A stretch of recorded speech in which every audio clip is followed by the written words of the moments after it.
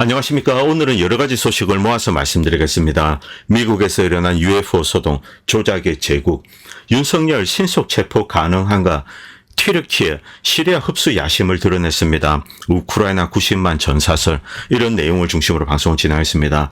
먼저 여러분들이 보시는 이분, 이제 폰데어 라이언이죠. 폰데어 라이언은 연설에서 이렇게 이야기했습니다. 자, 이 하얀 신에 인류의 미래가 걸려있다. 하얀 신으로 인류를 보다 건강하게 만들어야 된다. 빌 앤 멜린다 게이츠가 만든 가비와 협력을 해서 전 세계 보다 많은 아동들에게 하얀 신을 이제 접종시키겠다. 이렇게 이야기했습니다. 여기에 인류 미래에 이제 건강이 달려있다. 이렇게 이야기했습니다. 그리고 오른쪽 뉴스 잠깐 보시기 바랍니다. 바이든은 이 파이저와 모데나의 추가적인 보호장치를 마련해 두었습니다. 2029년까지 파이저의 모데나를 상대로 소송을 할 수 없도록 이런 법적인 보호장치를 만들어 주었습니다. 그리고 오른쪽 기사 보시기 바랍니다. 검찰과 경찰은 대통령 체포영장을 검토하고 있다고 합니다. 긴급하게 체포해서 어딘가 수감을 하는 거죠. 뭐 가택연금인지 이런 거 모르겠습니다. 어쨌든 체포영장을 검토하고 있습니다. 직무가 정지되었지만 윤석열은 현재까지는 대통령입니다. 그리고 이 탄핵 이제 나중에 헌재에서 재판을 거쳐서 파면이 되면 그때 이제 체포될 수가 있겠죠. 그리고 그 전에 만약에 체포하려고 했을 경우 이 경호실과 충돌할 가능성도 있습니다. 그래서 이게 가능한지 법원에서 오케이 할지 이런 것은 모르겠습니다만 어쨌든 검찰과 경찰은 이 신속하게 윤석열을 잡아서 이제 어디가 가두어둘 그럴 계획을 가지고 있는 것 같습니다. 윤은 재판에서 자신의 입장을 이야기하겠다 뭐 이렇게 이야기했습니다. 법적으로 싸우겠다 이런 이야기를 했는데 그가 무엇을 알고 있고 어디까지 알고 있기 때문에 이런 일을 했는지 이것은 현재까지는 미스테리입니다. 윤은 선관위 서버에 대해서 몇 마디를 했습니다만 북한의 해킹 혹은 외국의 해킹 그리고 이제 부실한 뭐 사이버 보안 시스템 이 정도만 일단 이야기를 했습니다. 이것을 다이렉트로 이제 부정선거와 연결시키기는 좀 무리가 있죠. 그래서 우리는 윤이 어디까지 알고 있는지 어떤 정보를 들고 있는지 이것을 재판 과정에 공개할 수 있는가 여기에 대해서 좀 관심을 가지고 있습니다. 그런데 만약에 체포가 되게 된다면 뭐 정보 접근권 이런 것이 상당히 제한되는 것으로 알고 있습니다. 이 경우는 이 헌재에서 재판을 하더라도 제대로 이제 이 뭐 선관위 관련된 내용을 자신이 알고 있는 것을 이야기하는 것 이것이 불가능해지지 않겠나 이렇게 추정되고 있습니다. 자, 그리고 드론 사태에 대해서 좀 말씀드리겠습니다. 미국에서는 지금 뭐 드론 때문에 시끌시끌합니다. 뭐 드론이 뭐 뉴저지에 떴다 여기 떴다 난립니다. 그런데 이런 경우 이거 대부분은 조작이라고 보시면 됩니다. 미국 정부나 미국의 이제 항공 통제국이 있죠. 이 미국은 굉장히 그물처럼 이렇게 항공 통제를 하고 있습니다. 그런데 이게 뻥뻥 뚫려서 드론이 왔다 갔다 하고 이 배후에는 대부분 미국 정부가 있다고 보시면 됩니다. 미국 정부나 미국 군이 있는 거죠. 왜 이런 유치한 짓을 하는가? 참 미스터리입니다. 그런데 이렇게 하는 이유가 있습니다. 국민들을 바보로 보기 때문에 그렇습니다. 자, 뭐 정치인들, 유력 정치인들이 나와서 드론이 떴다. 대중들이 이 비밀을 알게 되면은 두려움에 떨 것이다. 뭐 이런 헛소리 하는 인간들도 있습니다. 뭐 유력 정치인이라고 그럽니다. 그리고 실제로 뭐 드론이 날아다니는 영상 나옵니다. 뭐 번쩍번쩍 하면서 이 자신의 위치를 공개하고 뭐 이런 게 있습니다. 이게 뭐 이 뽀샵인지 그것도 모르겠습니다. 자, 이런 영상도 올라오고 그리고 뭐 뉴스에서도 공중파에서도 이것을 계속 다루고 있습니다. 미국 정부 그리고 미국 군은 이 정체를 모르겠다. 정체를 모른다고 하면서 이렇게 크게 떠들고 있습니다. 매시간 드론을 보도하고 있습니다. 그리고 미국 정부는 정체를 모른다. 누가 보냈는지도 모른다. 다만 이란이나 뭐 러시아 이런 적성국은 아닌 것 같다. 뭐 이런 이야기만 하고 있습니다. 그리고 미국의 이제 상업용 비행기들 뭐 자유롭게 날아다닙니다. 이것과 상관없이 그냥 하는 겁니다. 미국은 어떠한 조치도 취하지 않고 야 미국 정부가 모르는 드론이다 이렇게만 이야기하고 있는 거죠. 유치한 조작극입니다. 물론 뭐 이 드론들 누가 보냈는지 누가 띄웠는지 뭐 뻔하죠. 그런데 이런 짓을 하는 이유 결국 미국 국민들을 바보로 보고 바보로 이제 만들기 위해서 이런 짓을 하고 있다고 보시면 됩니다. 모든 뉴스가 그렇습니다. 뭐 ABC, Fox TV 뭐 이런 걸 보내고 있습니다. 자, 그러면서 뭐 매우 심각한 사태냐 이렇게 하고 있는 거죠. 자, 이런 일이 지금 반복되고 그리고 뭐 수중 드론 이야기까지 나오고 있습니다. 뭐 여러분 이 영상 잠깐 보시기 바랍니다. 뭐 이런 거 하나 띄워서 이렇게 하늘에 보면 뭐 안에 헬륨가스가 들어있다고 합니다. 그리고 약간 이제 날개짓을 하면서 떠오를 수도 있고, 이런 것들이 하늘에 떠다니며 또 이렇게 나오는 거죠. 가오리 모양의 UFO가 되는 겁니다. 저는 뭐 UFO가 있다, 뭐 외계인이 있다, 뭐 이런 이야기를 드리려고 하는 것이 아닙니다. 왜 UFO나 외계인은 주로 미국이나 영국에서 나타나는 거죠. 여러분들 이 세계 지도를 펼치고 UFO 목격담을 이제 횟수로 이렇게 찍어 보십시오. 거의 대부분 압도적인 다수는 미국과 영국입니다. 80몇 %로 알고 있습니다. 그리고 영연방 국가들, 호주하고 남아공 이 정도입니다. 영연방 국가에만 UFO나 이렇게 이제 외계인이 나타나는 거죠. 출몰하는 겁니다.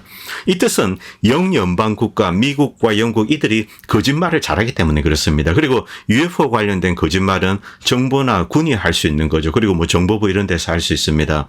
이들이 우주 관련돼서 이런 이제 거짓말을 퍼뜨리는 이유, 여기에는 매우 심각한 어떤 심리학적인 목표가 있기 때문에 그렇습니다. 자, 우주 바깥에 외계인이 있습니다. 그리고 지구가 있습니다. 이 지구가 있는데 인류를 대표하는 특정 나라가 있습니다. 그것이 바로 미국과 영국이죠. 우주인은 지구를 보면서 지구를 대표하는 나라를 미국과 영국, 그리고 이제 기타 영연방 국가로 보는 겁니다. 자, 이런 메시지를 무의식 중에 전 세계 사람들에게 심어주는 거죠. 자, 지구가 이렇게 있으면은, 자, 미국과 영국에 주로 이제 UFO가 나타납니다. 외계인이 미국 대통령을 만나려고 하고 영국의 뭐 여왕이나 이제 지금은 남자 왕이죠. 그리고 저기 이제 왕실, 이들과 만나려고 한다. 이것은 이들이 인류를 대표한다. 이런 것을 상징적으로 이제 드러내는 겁니다. 그리고 헐리우드 영화가 있습니다. 바로 이런 인류에 대한 어떤 심리학적인 지배, 이런 라직으로 미국과 영국에서는 이런 것을 끝없이 생산합니다. 그리고 두 번째 목적이 있습니다. 두 번째 목적은 미국이 어떤 안 좋은 일을 하고 있을 때 이때 UFO를 크게 터뜨립니다. 지금 현재 미국이 하고 있는 가장 나쁜 일, 뭐 로전도 있습니다만 시리아가 가장 나쁜 짓이죠. 자, 시리아를 테러리스트에게 상납을 했습니다. 여기에 주역이 바로 미국과 영국입니다. 이런 사실들, 그리고 이제 또 한 가지 있죠. 가자 사태도 있습니다. 엄청난 비극이 벌어지고 있습니다. 이 UFO나 이런 것을 터뜨리면서 사람들의 관심을 이쪽으로 몰고, 그리고 은연중에 미국과 영국, 이들 영연방 국가들이 인류를 대표한다. 왜? 외계인이 바로 이들 나라와 컨택을 하려고 한다. 이런 메시지를 전하는 겁니다. 과거 이제 미국의 달 착륙에 대해서 이게 사실이냐, 거짓이냐. 저는 착륙했을 가능성이 높다고 생각합니다. 이 아폴로 계획은 워낙 이제 거대한 계획이죠. 그래서 뭐 처음에는 아폴로 11호는 조금 미심쩍은데 그 이유는 착륙하지 않았겠는가. 이것도 이제 뭐 그냥 추측입니다. 왜냐하면 너무나 거대한 프로젝트이기 때문에 반박이 좀 힘들죠. 그런데 러시아 이제 우주국 로스코스모스 국장은 미국이 달에 착륙했다는 증거가 없다. 이렇게 이제 이야기를 했습니다. 위조다. 잘라서 얘기했습니다. 최근에 이런 이야기를 했습니다. 네덜란드 국립박물관에 있는 나사 기증 문스톤도 가짜로 밝혀졌습니다. 이것은 뭐 네덜란드에서도 크게 화제가 되었습니다. 미국이 선물로 줬는데 알고 봤더니 가짜다. 네덜란드에서 이거 공식으로 확인했습니다. 그리고 미국 나사는 여기에 대해서 이런 방구도 하지 않았습니다. 뭐 지금까지 자, 인류가 달에 착륙한 증거라고 이제 제시하는 것은 이겁니다. 물론 뭐 무인 우주선을 보낸다, 무언가를 착륙시킨다. 이런 것은 현재 기술로 가능합니다만 직접 인간이 발을 디뎠는가? 이것이 이제 좀 미스터리입니다. 왜냐하면 하다가 갑자기 중단을 했습니다. 그리고 지금까지 긴 이제 공백 기간이 있습니다. 물론 뭐 여기에는 여러 가지 이제 변명거리가 있죠. 뭐 일단 경제성이 없습니다. 뭐 그것도 이제 하나의 고려 사항일 수 있습니다. 그리고 또 한 가지 굉장히 중요한 사실은, 자, 지금 이제 미국이 주장하는 것은 달 표면에 이제 달 착륙선이 이제 착륙한 지점, 그리고 달 착륙선, 이런 사진을 공개하면서 여기에 있다 이렇게 이야기했습니다만, 미국은 이 로케이션에 대해서 구체적으로 이야기하고 있지 않습니다. 이 사진에는 무언가 물체가 있습니다. 그런데 이게 실제 이제 미국의 우주인이 착륙을 한 곳인지 아니면은 미국이 거기에 무언가 이제 떨어뜨린 것인지 그건 가능하죠. 지금도 기술적으로 가능합니다. 그것이 분명하게 확인이 되고 있지 않습니다. 그리고 이제 그것이 무엇인지 확실하게 읽을 수가 판독할 수가 없는 거죠. 그런데 미국의 달 착륙을 증명할 수 있는 방법은 있습니다. 아주 손쉬운 방법입니다. 무인 우주선 이제 착륙선 이제 조그만 거 만듭니다. 이것은 언제든지 가능하죠. 미국이 착륙했다고 주장하는 지점 그 옆에 착륙을 시킵니다. 무인 이제 탐사선입니다. 일단 떨어지게 되면은 뭐 자그마합니다. 이렇게 왔다 갔다 하면서 찍는 거죠. 그게 달에 착륙하고 이렇게 이제 카메라로 찍었을 때, 저기 아폴로 11호 이제 착륙선이 있다. 이렇게 확인을 하면 됩니다. 그러나 지금까지 미국은 그런 작업을 하고 있지 않습니다. 그래서 러시아는 이제 이런 공격을 하고 있는 거죠. 2009년 8월 이제 암스테르담 라이크스 박물관에 있는 이제 이 나사가 준 이 문스톤입니다. 이게 가짜라는 것이 밝혀진 거죠. 화성 나무에 불과하다. 네덜란드에서도 밝혔고 그리고 나사는 여기에 대해서 이제 침묵하고 있습니다. 자, 미국이 뭐 우주선 UFO 이걸 크게 터트리는 이유. 지금 두 군데에서 심각한 사건이 벌어졌습니다. 첫 번째는 가자지구, 그리고 두 번째는 시리아입니다. 시리아를 접수한 세력은 알카에다 아이시스입니다. 전 세계인이 다 알고 있습니다. 그리고 미국 언론들은 아사드를 악마하기 위해서 온갖 노력을 하고 있습니다만 우리 눈에 드러나는 것은 그건 뭐 명백합니다. 자, 알졸라니가 왔다 갔다 하는데 저놈은 알카에다 출신이야. 우리가 바로 아는 거죠. 그리고 가자지구는 지금 뭐 평탄화되어 있습니다. 그리고 이스라엘은 계속 뭐 다마스커스도 때리고 있고 가자지구도 폭격하고 있습니다. 폭격의 횟수가 훨씬 많아졌습니다. 이 이스라엘이 떨어뜨리는 폭탄 사용하는 무기 99%는 독일과 미국으로부터 온다. 미국과 독일이 무기 공급을 끊으면 뭐 폭탄이나 이런 거 공급을 끊으면은 전쟁이 중단되는 거죠. 이 이야기를 이제 유엔에서 하고 있습니다. 이게 현실이죠. 그리고 아사드 정권을 악마화하기 위해서 뭐 미국은 필사적입니다. 여러분들 이 영상 잠깐 보시기 바랍니다. 아사드가 사람들을 이제 제거하고 파묻었다, 뭐 비밀 묘지다 이렇게 이야기를 하고 있습니다. 자, 그런데 여러분들 많이 들으셨죠? 스레브레니차 학살, 그리고 뭐 부차, 뭐 온갖 곳입니다. 미국은 저놈들이 대량 학살을 저지르고 은폐하기 위해서 이런 이제 무덤을 만들었다. 이것을 파헤쳤다. 뭐 이렇게 이제 이야기를 합니다. 그리고 이제 아니나 다를까 다마스커스에서도 이런 게 나왔습니다. 물론 80년대 아사드 부친이 잔혹 행위를 한 것은 사실입니다. 그런데 이 정도의 대규모의 그런 것은 아니죠. 그러나 어쨌든 미국은 시리아를 알졸라니에게 상납을 했기 때문에 이런 이제 정당화 작업을 하고 있는 거죠. 그리고 러시아군은 북쪽에 뭐 흩어져 있던 조그만 기지들이 있습니다. 거기에 있던 러시아군들은 빠져나와서 자, 이제 라카티아 이런 데로 와가지고 러시아로 돌아올 것 같습니다. 일단 그곳에 있는 해군 기지와 공군 기지는 유지가 되는 것으로 알고 있는데 뭐 크게 이제 전략적인 의미는 없죠. 그동안 뭐 좀 짐이었다 뭐 이런 주장을 하는 사람도 있습니다. 물론 뭐 없는 것보다는 낫습니다만 이 러시아에게 있어서 중요한 기지는 아마 앞으로 있을 리비아에서 만들고 있는 그 해군 기지가 될 것 같습니다. 그리고 지금 뭐 레바논과 시리아 동부는 시끌시끌합니다. 자, 이쪽에 시리아 인구의 한 10%가 살고 있는 알라위트, 이 아사드 정권도 이쪽이 이제 이쪽 출신입니다. 그리고 많은 기독교인들, 이 아이시스 알카에다를 피해서 지금 이쪽으로 몰려오고 있습니다. 결국 여기에 이제 기독교인들, 그리고 알라위트 같은 소수민족들, 그리고 레바논에는 이제 뭐 거의 한 50% 정도의 이제 기독교인들이 있습니다. 이들이 연합해서 이제 레바논인데 이쪽에 크게 만드는 거죠. 서시리아를 떼어내서 이것을 하나의 이제 큰 레바논으로 만들어야 된다. 이런 운동이 일어나고 있습니다. 어쨌든 이쪽 지역에 살고 있는 주민들, 기독교인과 소수민족이 연합해서 이제 이쪽에 이 회교, 무슬림 극단주의자들, 이들과 대치를 하는 거죠. 이들 밑에 살다가는 언제 죽을지 모릅니다. 그래서 아예 독립을 추진하는 거죠. 뭐 이런 움직임이 있는데 이것을 하기 위해서는 많은 국가의 도움이 필요합니다. 이런 플랜을 돕겠다고 하는 나라는 지구상에서 현재까지는 프랑스 한 나라밖에 없습니다. 이 레바논과 그리고 이제 이 서시리아 이쪽에는 프랑스의 상당한 지분이 있습니다. 이 프랑스 가톨릭이 여기에서 많이 선교하고 그랬습니다. 자, 이쪽 지역이 있는데 그러나 영국 중국이나 미국은 반대하겠죠. 어쨌든 이런 상황입니다. 만약 이것이 가능하다면 기독교인들이 안전하게 살 수 있는 땅이 확보가 되지 않을까 그렇게 생각하고 있습니다. 자, 그리고 터키 에르도안. 이번 사태는 터키가 침공한 겁니다.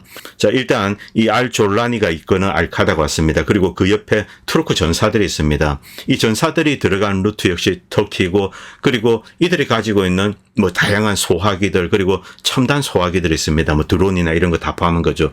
이 주 공급원이 바로 터키입니다. 터키가 이번 공격에 배후에 뭐 이렇게 이야기해도 터키 스스로도 부인하지 않습니다. 에르도안은 이제 그제 이런 이야기를 했습니다. 과거 이제 오스만 투르크의 역사를 상기하면서 1918년에 자 결국 이제 1차 대전에서 패하고 이 오스만 투르크는 엄청난 영토를 상실하게 됩니다. 이 오스만 투르크의 역사적인 의미가 있는 도시들, 뭐 알레포라든가 그리고 뭐 이런 뭐 다마스커스도 과거에는 이제 오스만 투르크 아니죠. 뭐 라카 이런 것을 꺼냅니다.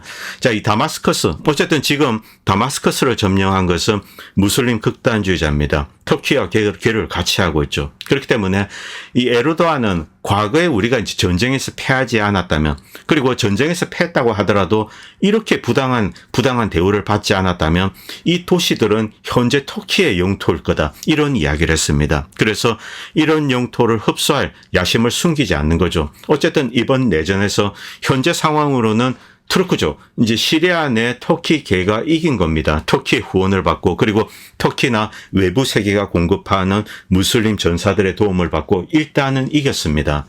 여기서 뭐 터키는 어떤 역사적인 큰 충격을 던진 겁니다. 지금까지 튀르키예는 크게 뭐 어떤 영토를 확장한다거나 이런 욕심을 드러내지 않았습니다. 1차 뭐 10년 전입니다. 그때 이제 시리아 내전을 일으키고, 그리고 배후에서 지원을 했을 때 뭐 단순 파이프라인 이 정도로 이제 우리는 생각했죠. 그런데 이번에 이제 에르도안은 영토 복속 이 이야기를 이제 꺼내들기 시작했습니다. 그리고 실제로 터키 주민들도 이것을 에르도안에 요구하고 있습니다. 터키 국민들은 이제 영토를 확대할 때가 되었다. 그리고 시리아 내 그동안 이제 이 쫓겨나가 있던 난민들, 뭐 이들 중에 이제 투르크족들은 돌아오겠죠. 알레포나 중요한 도시들은 터키에 복속되어야 된다. 그런데 이 영토가 어떤 나라에 복속되기 위해서는 그 주민들이 자치 투표를 해야 됩니다. 알레포에 만약에 투르크에게 주민들이 투표를 한다면 터키 쪽 손을 들 확률이 높죠. 이런 식으로 이 알레포나 이런 도시들이 터키에 흡수될 가능성이 대단히 높아졌습니다. 10월 7일만 해도 터키는 다른 나라 영토를 1인치라도 점령하려는 야망이 없다. 이렇게 이야기했습니다만 어제 알레포, 뭐 이들리브, 다마스커스, 라카 이것은 과거에는 이제 오스만 투르크입니다. 우리가 1차 대전 때 부당한 대우를 받지 않았다면 이것은 이제 터키의 영토다. 현재 터키의 영토가 되어 있을 것이다. 이런 이야기를 했죠. 결국 영토 확대를 암시했습니다. 이번 전쟁은 터키가 이긴 겁니다. 뭐 터키가 최대 승자죠. 그리고 터키 군이 본격적으로 이 강한 군사력을 남부까지 투사할 수 있습니다. 다마스커스까지 투사할 수가 있는 거죠. 그리고 실제로 이 다마스커스에 터키가 대공 시스템을 보내겠다 이런 발표를 했습니다. 그리고 알졸라니는 그것을 요청한 것으로 그렇게 알고 있습니다. 그런데 터키 군이 일단 다마스커스까지 내려오게 된다면 이스라엘 입장에서도 상당히 껄끄럽게 됩니다. 터키는 이스라엘을 상대할 수 있는 그런 종류의 나라가 아닙니다. 뭐 이스라엘 함부로 들어와서 터키 머리 위에 폭격을 하고 그럴 수가 없죠. 자, 강한 군사력과 마주할 수 있습니다.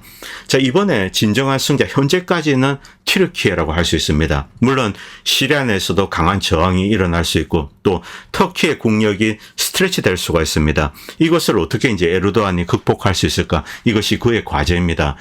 그리고 블링컨이 터키를 방문해서 에르도안을 만났습니다. 미국 입장에서는 이제 지금 급하죠. 자, 이 다리를 얌전히 하고 있습니다. 뭐 에르도안 오만하게 있습니다. 어쨌든 이번 전쟁의 승자입니다.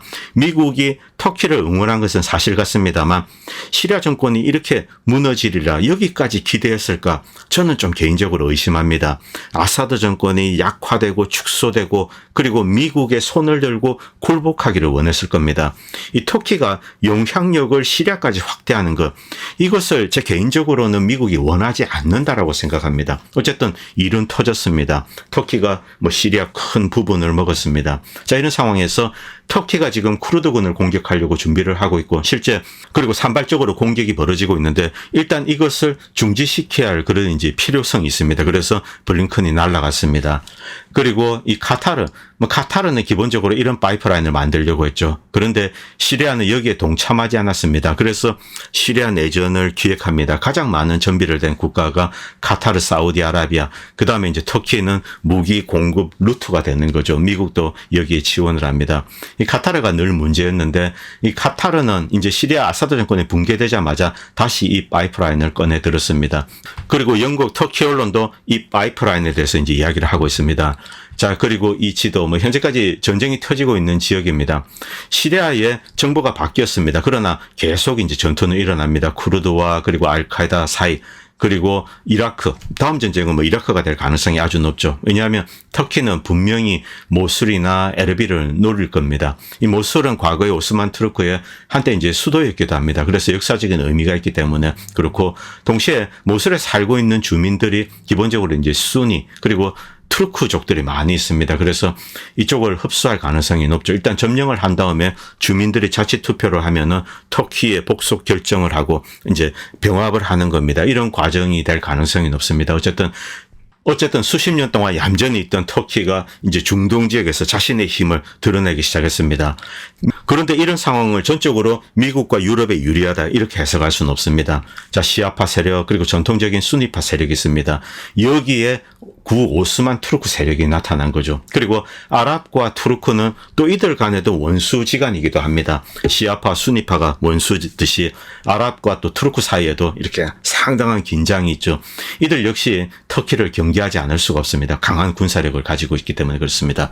자, 그리고 위구르 이제 전사들이 이번에 많이 이제 시리아에 들어왔습니다. 한 5,000명 정도로 추정된다고 합니다. 그런데 이들은 다시 이제 중국으로 돌아간다. 위구르로 돌아갔을 경우 중국의 시진핑 정권에 저항하는 그런 이제 테러리스트로 변할 겁니다. 그래서 중국은 이 부분에 대해서 심각하게 고민하지 않을 수가 없습니다. 한 5천여 정도 병사가 가서 자, 여기서 활약을 했는데 이들 사진, 영상 이런 것은 지금 계속 이제 이 텔레그램이나 이런 데 올라오고 있습니다. 이제 이들이 위구르로 돌아가서 중국을 이렇게 이제 불안정하게 만들 겁니다. 미국이 노리고 있는 것도 사실일 겁니다. 이들을 이용해서 중국을 불안정하게 만든다. 이런 계획을 가지고 있겠죠. 자, 그리고 또다시 이제 북한 병사라고 영상이 올랐습니다. 그런데 좀 얼굴이 까맣습니다. 그래서 이제 심플리시우스는 이렇게 놀리고 있습니다. 야, 눈에 비친 햇빛 때문에 얘들이 좀 선탠된 거 아니야? 탄 거 아니야? 이런 이야기를 하고 있습니다. 자, 그리고 우크라이나에 관해서 베를린 선언이 체결됐습니다. 이 베를린 선언은 유럽 정상들이 모여서 우크라이나를 어떻게 할 것인가, 미래 어떤 시점에 반드시 나토와 EU 회원국이 되도록 하겠다. 그리고 러시아의 평화는 젤렌스키의 평화 공식에 따라서만 달성될 수 있다. 이 뜻은 유럽에 있는 국가들은 러시아가 딕테이트하는 그런 이제 사실상 항복 조건이죠. 여기에 동의하지 않겠다는 겁니다. 우크라이나로 하여금 러시아 항복에 이제 동의하지 못하도록 만드는 거죠. 그런데 이것은 사실은 부질없는 거죠. 결국 전쟁은 무력으로 이제 정리될 수밖에 없습니다. 어쨌든 우크라이나를 계속 지원하겠다 이런 결의를 보여준 상징적인 선언에 지나지 않습니다. 그리고 서방 지도자들은 젤렌스키만 만나면 강제 징집을 더 많이 해라. 그래서 100만 군대를 만들어라. 이런 주장을 하고 있습니다. 야, 저기 가니까 싱싱한 젊은 애들 많대. 얘네들 잡아가지고 100만 군대 만들어. 이렇게 이제 압력을 넣고 있는 거죠. 이 암체워로드가 나토 장비가 먼저 떨어질지 우크라이나 병력이 먼저 떨어질지 이게 의문이었는데 저는 후자가 먼저 떨어질 것으로 생각합니다. 이렇게 이야기합니다. 어쨌든 우크라이나 국민들은 18세에서 23세 젊은이가 징집되는 거 여기에 대해서는 강하게 저항하고 있습니다. 그러나 유럽에 사는 사람들은 그런 거 깡그리 무시하죠. 이들은 기본적으로 우크라이나인의 생명을 아주 하찮게 취급합니다. 자신들은 값싸게 전쟁을 치르고 있다.